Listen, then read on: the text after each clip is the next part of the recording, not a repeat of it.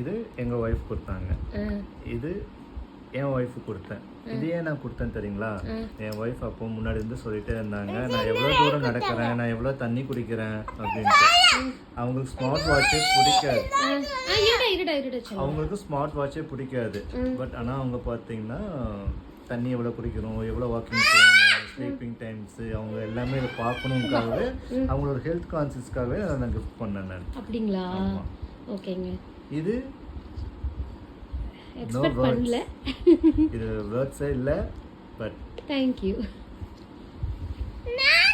அங்க போய் நில்ல, முத்தா கொடு, போ ஓடு, பூ கொடு பாப்பாக்கு.